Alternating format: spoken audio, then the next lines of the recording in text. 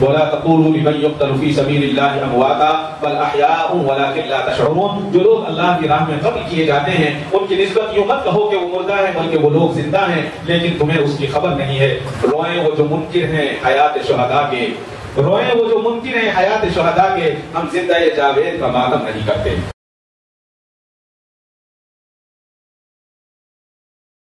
السلام علیکم ورحمۃ اللہ وبرکاتہ. الحمد لله نحمده ونستعينه ونستغفره ونؤمن به ونتوكل عليه ونعوذ بالله من شرور أنفسنا ومن سيئات أعمالنا. من يهده الله فلا مضل له ومن يضلله فلا هادي له. ونشهد أن لا إله إلا الله وحده لا شريك له ونشهد أن سيدنا وسندنا وشفيعنا وحبيبنا ومولانا محمدا عبده ورسوله. أما بعد، أعوذ بالله من الشيطان الرجيم. بسم الله الرحمن الرحيم. ولا تقولوا لمن يقتل في سبيل الله أمواتا بل أحياء ولكن لا تشعرون. صدق الله مولانا العظيم وصدق رسوله النبي الكريم وعلى آله وأصحابه أجمعين والحمد لله رب العالمين. دشت و دشت دریا بھی نہ چھوڑے ہم نے، دشت و دشت دریا بھی نہ چھوڑے ہم نے، پہلے ظلمات میں دوڑا دیے گھوڑے ہم نے. محترم حضرات، بزرگوں اور بھائیوں، قرآن کریم کی سورہ بقرہ کی ایک آیت میں نے آپ کے سامنے تلاوت کی ہے جس میں اللہ تعالی نے یہ فرمایا ہے، اور جو لوگ اللہ کی راہ میں قتل کیے جاتے ہیں ان کی نسبت یوں مت کہو کہ وہ مردہ ہیں، بلکہ وہ لوگ زندہ ہیں لیکن تم کو خبر نہیں ہے. محرم الحرام کا مہینہ چل رہا ہے اور اس مہینے کے متعلق اللہ تعالیٰ نے قرآن کریم میں ارشاد فرمایا، یقیناً مہینوں کی گنتی اللہ کے نزدیک کتاب اللہ میں 12 ماہ ہے. اس دن سے جب اس نے آسمانوں اور زمینوں کو پیدا کیا ان میں 4 مہینے حرمت والے مہینے ہیں، یعنی ادب والے مہینے ہیں. جیسا کہ اس سے پہلے بھی باتیں بتائی گئی تھی کہ ان حرمت والوں میں ایک حرمت والا مہینہ ماہ محرم الحرام کا مہینہ ہے. حرمت سے ہم نے مراد غلط لی. یہاں تو بتایا گیا کہ یہ مہینہ برکت والا ہے، یہ مہینہ مبارک ہے، لیکن اللہ معاف کرے ہم نے اس مہینے کو نحوست کا مہینہ جانا. جہاں محرم شروع ہوا، ہم مسلمانوں میں شادی بیاہ نہیں ہوتا، نیا کام ہم نہیں کرتے، نئے گھر میں ہم نہیں شفٹ ہوتے. اللہ تعالیٰ نے اس مہینے میں اتنی برکتیں رکھی ہیں اور اللہ تعالیٰ نے یہ وہ مبارک مہینہ رکھا ہے جس میں حضرت سیدنا آدم علیہ السلام کی دعا قبول ہوئی. یہ تو مہینہ وہ مبارک مہینہ ہے اور یہ عشرہ وہ مبارک عشرہ ہے جس میں حضرت آدم علیہ السلام اور حضرت اماں علیہ السلام کو دوبارہ ملایا جدہ کے اندر جب آپ بچھڑ گئے تھے. اسی طرح سے اسی ماہ کے اندر اللہ تعالیٰ نے حضرت یونس علیہ السلام کو مچھلی کے پیٹ سے باہر کیا اور آپ زندہ باہر آ گئے. بہت ساری روایتیں. اللہ تعالیٰ تو اس کو بابرکت فرما رہے ہیں، حرمت والا ادب والا مہینہ، اور نعوذ باللہ ہم نے اس کو جو ہے منحوس سمجھ لیا. یہ مہینہ در حقیقت منحوس نہیں ہے، یہ مہینہ بڑا مبارک ہے، اس مہینے کے تعلق سے بہت ساری چیزیں ہیں، لیکن ہم جہاں رہتے ہیں یہاں پر ایک معاملہ ہے کہ ہفتے کا دن فلاں دن کام کریں گے، اتوار کے دن فلاں کام ہونا چاہیے، پیر کے دن فلاں کام ہونا چاہیے، اور منگل کے دن اگر کوئی کام کریں گے تو اچھا نہیں ہوگا، پھر چہارشنبہ ہے، پھر جمعرات ہے، پھر جمعہ ہے، تو ہم پرستی کہتے ہیں جس کو۔ اب ان کو ہر وقت دیکھ دیکھ کر ہمارا دماغ بھی خراب ہو گیا ہے، ان کے ماحول میں رہ کر ہم بھی یہ سمجھتے ہیں کہ یہ مہینہ اچھا ہے، یہ مہینہ خراب ہے۔ اب یہ جو مہینہ چل رہا ہے اس کو آষاڑھ کا مہینہ کہتے ہیں، تو آষاڑھ کے مہینے میں غیر مسلموں کے یہاں سامان نہیں خریدا جاتا، نئے برتن نہیں خریدیں گے، نیا کپڑا نہیں خریدیں گے، نئے گھر میں نہیں جائیں گے، کوئی نیا سامان نہیں خریدیں گے۔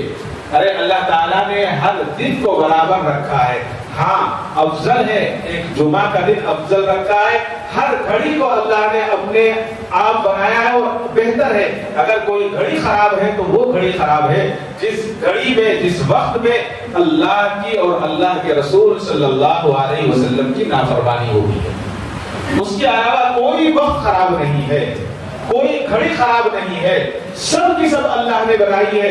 اگر اللہ کی فرما برداری کے مطابق کوئی بھی وقت انسان گزار لے، اگر فرما برداری کے مطابق ہے تو وہ بہترین گھڑی ہے، اور اگر کسی بہترین گھڑی میں مسجد میں بیٹھ کر جمعہ کے دن نماز کے وقت اچھا وقت ہے، میں غیر اللہ کے تعلق سے کچھ کہنے لگوں، اللہ کے حکم کے خلاف ورزی کروں، تو بتائیے وہ کون سا اچھا وقت رہے گا؟ اس سے تو برا وقت ہی کچھ نہیں ہوگا اس کے لیے۔ تو لہٰذا ہم ایسے لوگوں کے درمیان رہتے ہیں جہاں پر ہر وقت غیر اللہ کو مانا جاتا ہے، اللہ کی پرستش نہیں ہوتی، اللہ کی عبادت نہیں ہوتی، توحید نہیں ہے، تو ہمارے دلوں میں بھی وہی رچ اور بس گیا ہے۔ میں آج یہ کر رہا تھا کہ محرم کا مہینہ نہایت عظمت اور تقدس کا مہینہ ہے، اس ماہ میں اللہ تعالیٰ کی تجلیات رحمت اور خصوصی توجہات کا نزول ہوتا ہے۔ یہی وجہ ہے کہ اگلی امتوں میں بھی، یعنی امت محمدیہ سے پہلے جو امتیں آئی تھی ان امتوں میں بھی خصوصاً اس ماہ میں یوم عاشوراء کو عزت اور وقار کی نظروں سے دیکھا جاتا تھا۔ ماہ محرم میں یوم عاشوراء کے دن روزہ رکھنے سے متعلق اللہ کے نبی صلی اللہ علیہ وسلم کا ارشاد ہے۔ حضرت عبداللہ ابن عباس رضی اللہ تعالیٰ سے روایت ہے کہ میں نے نبی کریم صلی اللہ علیہ وسلم کو نہیں دیکھا کہ آپ کسی فضیلت والے دن روزہ رکھنے کا بہت زیادہ اہتمام اور فکر کرتے، سوائے اس دن یعنی یوم عاشوراء کے دن، اور سوائے اس ماہ یعنی رمضان المبارک میں۔ اللہ کے نبی صلی اللہ علیہ وسلم یوم عاشوراء کے دن جو ہے خصوصی اہتمام فرمایا کرتے تھے، خاص طور پر اس دنوں کے اندر روزہ رکھنے کا۔ اور آج آپس میں ہم بڑھ گئے اور ایسے بٹے کہ مسلمان بھی اتنے فرقے ہیں کہ اب اس کی کوئی گنوانے کی ضرورت نہیں ہے۔ حقیقت یہ ہے کہ سب مسلمان ایک ہیں، سب ایک ہیں، کوئی الگ نہیں، چاہے وہ سنی ہو، چاہے وہ تبلیغی ہو، چاہے وہ اہل حدیث ہو، سب کے سب ایک ہیں۔ ہاں طریقہ کار تھوڑا سا الگ، کوئی نماز رفع دین کے ساتھ پڑھتا ہے، کوئی بغیر رفع دین، کوئی ہاتھ اٹھا کر دعا مانگتا ہے، کوئی ہاتھ چھوڑ کر دعا مانگتا ہے، لیکن جس طرح سے ہم نے غیروں کے درمیان رہ کر، ہندوؤں کے درمیان رہ کر ہمارے دلوں میں یہ بات بیٹھ گئی کہ یہ کام فلاں دن کرنا چاہیے، فلاں دن نہیں کرنا چاہیے، اسی طرح سے ہمارے ذہنوں میں رافضیوں کو دیکھ دیکھ کر محرم الحرام کا ایک غلط نظریہ پیدا ہو گیا۔ محرم الحرام سنیوں کے تعلق سے سنی کوئی بھی سنی نہیں بناتا۔ اب یہ کہیں گے آپ کیسے کہہ سکتے ہیں کہ ہمارے محلے میں تو بہت سارے سنی بناتے ہیں؟ آپ ان سنی علماء کرام کی کتابوں کو پڑھیے، آپ ان سنی علماء کرام کی بات کو سنیے، وہ آپ کو بتائیں گے کہ محرم میں ڈھول تماشا باجا کسی چیز کی اسلام میں گنجائش نہیں ہے اور بالکل اس کی اجازت نہیں ہے۔ حتیٰ کہ سنی حضرات جو حضرت اعلیٰ حضرت کو مانتے ہیں، حضرت مولانا احمد رضا خان صاحب بریلوی، انہوں نے اپنی کتاب کے اندر باضابطہ فتویٰ لکھا ہے اور کہا ہے کہ تعزیہ علم جس طرح سے رائج ہے یہ بدعت ہے. یہ میں اپنی طرف سے یہ دوسرے علماء کا فتویٰ آپ کو نہیں بتا رہا ہوں، اعلیٰ حضرت کا یہ فتویٰ ہے مولانا احمد رضا خان صاحب بریلوی کا کہ جس طرح سے تعزیہ اور علم کو اٹھایا جاتا ہے اور یہ بدعت ہے. اور پھر آگے لکھتے ہیں بدعت سے شوکت اسلام نہیں بڑھتی. بالکل بات سمجھ میں آنے والی. یہ بدعت سے اس بات کا یہ نہیں ہوتا کہ اس سے اسلام کی شوکت بڑھے گی، اسلام کی عظمت بڑھے گی. اگر کوئی آدمی بدعت کر رہا ہے تو وہ اپنا ٹھکانہ جہنم بنا رہا ہے. اور عقل کے اتنے اندھے ہیں، اللہ تعالیٰ نے تو یہ فرما دیا کہ اپنے آپ پر ظلم نہ کرو. یہاں انگار جلا کر، آگ جلا کر، کوئلے دہکا کر اس پر ناچ رہے، کود رہے. کون سی عقل مندی ہے. اور آگے جو ہے ان کی ایک کتاب ہے عرفان شریعت، مولانا احمد رضا خان صاحب، اس میں لکھتے ہیں کہ محرم شریف میں سود کرنا حرام ہے. اس کے بعد عرفان شریعت میں یہ ایک بات اور لکھی ہے کہ تعزیہ آتا دیکھ کر اس کی طرف دیکھنا بھی جائز نہیں ہے. اب یہاں سنیت کو بدنام کرنے کے لیے تعزیے کو سر پر ناچ کر اٹھا کر ناچ رہے ہیں. چھوٹے چھوٹے سے بچے 10 12 سال کے بچے، اور بچوں کو کیا معلوم، ہم دیکھ رہے ہیں محلے کے اندر. اب ان بچوں کو وہ اٹھایا نہیں جا سکتا، پوری رات وہ چل نہیں سکتا، ان بچوں سے چلا نہیں جاتا، ان کے دونوں طرف سے کندھوں کو پکڑ کر ان کو دوڑایا جاتا ہے. ان کو پتا نہیں ہے کہ کیا ہو رہا ہے. اللہ اکبر. اور آگے لکھا ہے تعزیہ داری کا نام بدعت ہے، جو تعزیہ کرتے ہیں وہ ناجائز ہے اور حرام ہے. ایسی غضب نازل ہونے والی جگہوں پر جانا بھی بڑا گناہ ہے. ایک مرتبہ حضور اکرم صلی اللہ علیہ وسلم نے اپنے سر مبارک پر اپنی ایک چادر ڈال لی، اور جس جگہ سے آپ سواری سے گزر رہے تھے آپ نے سواری کو تیز کر لیا، تیزی کے ساتھ نکل گئے. تو پوچھا گیا اے اللہ کے نبی آپ نے ایسا کیوں کیا؟ آپ نے سر کو ڈھانک لیا، چہرے کو ڈھانک لیا اور اس جگہ سے تیزی کے ساتھ اپنی سواری کو دوڑایا. سید المرسلین رحمت للعالمین حبیب رب العالمین نبی پاک صلی اللہ علیہ وسلم نے فرمایا غضب والی جگہوں سے بچنے کا اتنا اہتمام ہونا چاہیے کہ وہاں سے جلدی سے نکل جانا چاہیے. پہلے غضب ہوا ہے وہاں پر. اب بتائیے اللہ کے نبی صلی اللہ علیہ وسلم ایسی جگہوں پر رکنا پسند نہیں کرتے تھے، آرام سے جانا پسند نہیں کرتے تھے. آج کیا ہوتا ہے، بہت سارے نوجوان بھائی ہمارے کیا کرتے ہیں، جہاں پر ماتم ہوتے ہیں خصوصاً 10 محرم کے دن ماتم دیکھنے کے لیے جاتے ہیں کہ جائیں گے وہاں ماتم دیکھ کر آئیں گے. ارے بھائی ان کا وہ کام ہے، ان کو جو کر رہے ہیں ان کا اپنا معاملہ ہے، آپ کیوں جائیں گے؟ یہ تو یہاں کی بات کر رہا ہوں. جب حجاج کرام عمرہ کرنے جاتے ہیں یا حج کرنے جاتے ہیں اور مکہ المکرمہ میں مینا اور مزدلفہ کے قریب ایک جگہ ہے جہاں پر ابرہہ کے ہاتھیوں پر اللہ نے ابابیل سے عذاب نازل فرمایا تھا، وہاں بھی یہ ہے کہ اس جگہ پر نہ ٹھہرو. وہاں حجاج کرام دیکھنے کے لیے نہیں جاتے. آپ نے کسی حاجی سے یہ نہیں سنا ہوگا کہ وہاں جب زیارات کے لیے جاتے ہیں سینکڑوں زیارات ہیں، لیکن وہاں اس زیارت کو کسی نے نہیں بتایا ہوگا کہ یہاں زیارت کرنے جا رہے ہیں. ہاں البتہ جب وہاں سے گزرتے ہیں تو وہاں جو گائیڈ ہوتے ہیں وہ بتا دیتے ہیں کہ دیکھو اس جگہ پر رکنا نہیں چاہیے، یہ وہی جگہ ہے جہاں پر ابرہہ کے لشکر پر اللہ تعالیٰ نے عذاب بھیجا. اب بتائیے عبرت حاصل کرنے کے لیے یہ بتایا گیا ہے کہ ایسی جگہوں پر بھی نہیں جانا چاہیے، لیکن ہم جو ہیں ایسی جگہوں پر جاتے ہیں اور ایسی جگہوں پر جا کر ڈھول اور تماشا دیکھتے ہیں. ابھی ایک سنی عالم کا میں بیان سن رہا تھا، انہوں نے بڑی اچھی بات کہی. پہلے تو کام پہ لگا دیا، اب سمجھا رہے ہیں، اب سمجھ میں نہیں آتی بات. انہوں نے ایک بات کہی کہ اگر کسی کو امام حسن یا امام حسین سے محبت ہے اور وہ یہ کہتے ہیں کہ ہم امام حسین کی محبت میں ڈھول بجا رہے ہیں، ہم امام حسین کی محبت میں علم اٹھا رہے ہیں، تو آپ کو اپنے باپ سے بھی محبت ہونی چاہیے، آپ کو اپنے بیٹے سے بھی محبت ہونی چاہیے۔ اگر آپ کے جوان بیٹے کا جنازہ اٹھے تو آپ کے لیے ضروری ہے کہ پہلے آپ ڈھول اور تماشے والوں کو بلا کر اپنے گھر کے باہر ڈھول بجوائیں، اپنے باپ کے مرنے پر ڈھول بجوائیں، اور پھر کہیں کہ مجھے اپنے باپ سے محبت ہے اس لیے میں ڈھول بجوا رہا ہوں۔ کرے گا کوئی نہیں کر سکتا۔ جب کوئی نہیں کر سکتا، اپنے بیٹے کے یا باپ کے یا بھائی کے مرنے پر ڈھول نہیں بجوا سکتا، تو حضرت امام حسین رضی اللہ تعالیٰ کی شہادت پہ کیسا ڈھول؟ اور شہادت شوق کرنے کی چیز نہیں ہے، شہادت جو ہے ماتم کرنے کی چیز نہیں ہے، شہادت تو اللہ تعالیٰ اپنے خاص بندوں کو عطا فرماتے ہیں، سب کو شہادت نہیں ہے۔ شہادت پانے کے لیے حضرت امام حسین رضی اللہ تعالیٰ نے اپنا اور اپنے پورے خاندان کو شہید کر دیا، لیکن اسلام پر آنچ نہیں آنے دی۔ صبر ہمیں ملتا ہے کہ صبر کیا، اپنی زندگی کو قربان کر دیا، لیکن اسلام پر آنچ آنے نہیں دی۔ یہ اصل میں شہادت کا سبق ہے، یہ محرم کا سبق ہے۔ لیکن یہاں تو کیا ہے، یہاں تو تھوڑی سی بات پر ایمان ڈگمگا جاتا ہے اور ہم فوراً بک جاتے ہیں۔ میں کسی اور کو نہیں کہہ رہا ہوں، آج ہم سب برابر کے شامل ہیں۔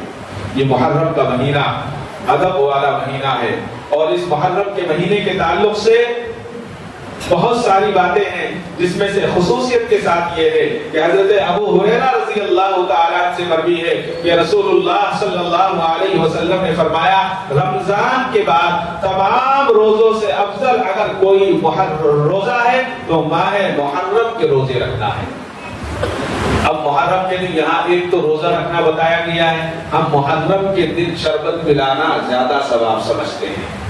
ارے بھائی، اگر آپ کو شربت پلانا ہے تو افطار میں پلا لیجئے۔ ہم شربت پلانا جو روزے سے ہے اس کا روزہ خراب کر رہے ہیں، جو روزے سے نہیں ہے اس کو بتا رہے ہیں کہ آج یہ پینا زیادہ ثواب کا کام ہے۔ شربت پلانے سے اسلام نے منع نہیں کیا، اب شربت پلائیے، روز پلائیے، لیکن ایک دن کو خاص کر لینا۔ ایک طرف تو حکم مل رہا ہے اور سنت بتایا گیا ہے کہ 10 محرم کے دن روزہ رکھنا سنت ہے، میں جو ہے سڑکوں پر شربت کی سبیل لگا کر شربت پلا رہا ہوں۔ کہاں چلی گئی عقل ہماری؟ اللہ اکبر۔ رمضان کے روزوں کے فرض سے پہلے محرم کا روزہ رکھنا فرض تھا۔ اس کے بعد جب رمضان مبارک کے روزے اللہ تعالیٰ نے فرض کیے تو محرم الحرام کے روزے کو اللہ تعالیٰ نے منسوخ کر دیا، لیکن اس کی سنت کو باقی رکھا۔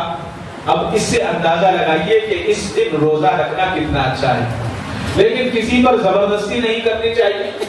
کوئی بیمار ہے، کسی کا کوئی عذر ہے، وہ اس کے ساتھ ہے، وہ روزہ نہیں رکھ سکتا، ٹھیک ہے، لیکن روزہ رکھنا چاہیے، اور صرف ایک روزہ نہیں بلکہ 2 روزے رکھنا چاہیے۔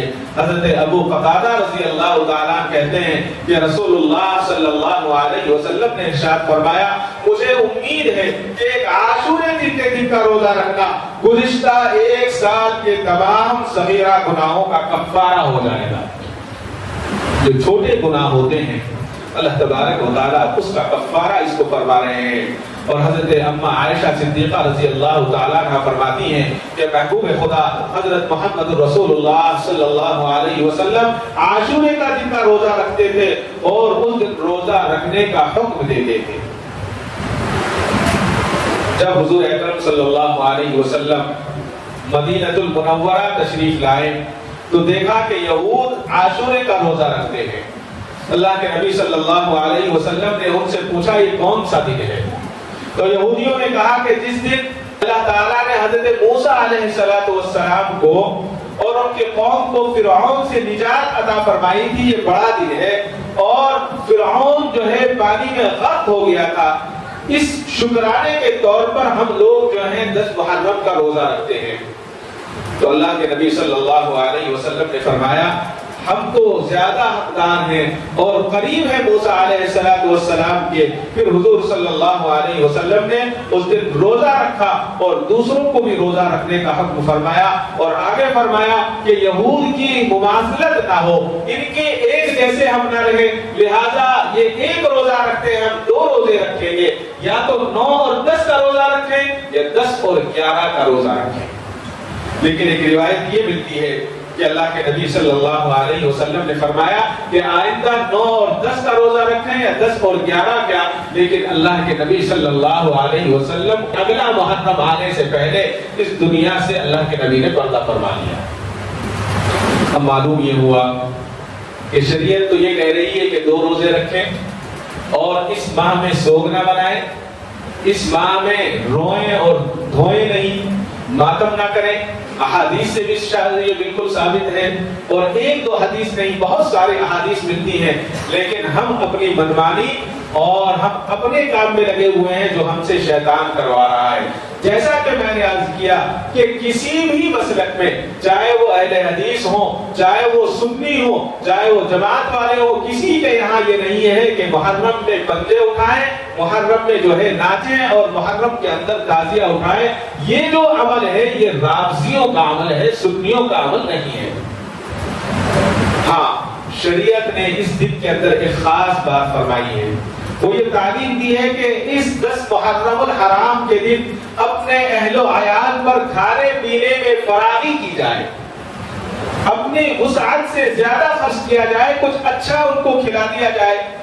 اس عمل کے ذریعے تمام سال فراغی رزق کے اللہ تبارک و تعالی دروازے کھول دیتے ہیں۔